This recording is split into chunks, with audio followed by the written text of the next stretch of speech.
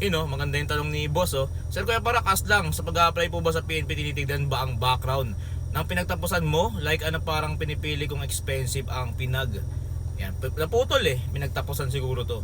Yun. So boss, ano kasi yun, sa experience ko, sa pagkakaalam ko, hindi na siya nagkakaroon ng ng advantage, and hindi na rin siya kailangan kung saan ka nanggaling.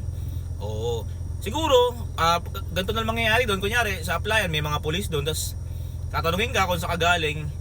O, tapos alam niya na yung school na pinanggalingan mo, magagaling tao ron. O, tulad sa amin na lang, kunyari, sa school namin, UDM, yan, katabi namin, PCCR, mga ganyan. Marami dong magagaling, kumbaga, yun. Tapos iniisip niya, magaling ka rin. So, i-comment ka niya, parang, siguro, magaling ka rin. Parang, kayang-kaya mo yan.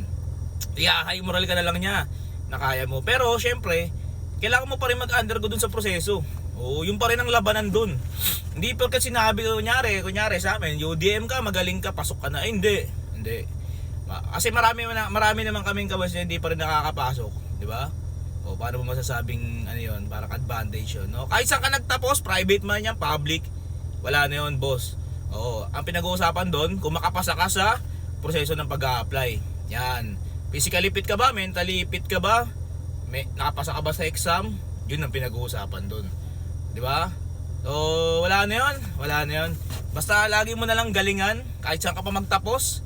Di ba? Kahit sa dulo ka pa ng Pilipinas magtapos, pasok ka dyan, basta qualified ka ron sa mga pinapakomply na examination.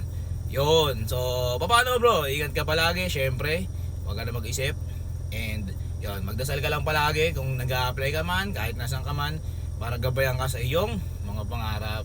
Syempre, nandiyan na si Kuya Parak. Mag-comment ka lang, boss, kung anong kailangan mo at sasagutin kita.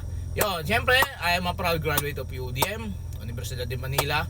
Ingat kayo lahat and God bless.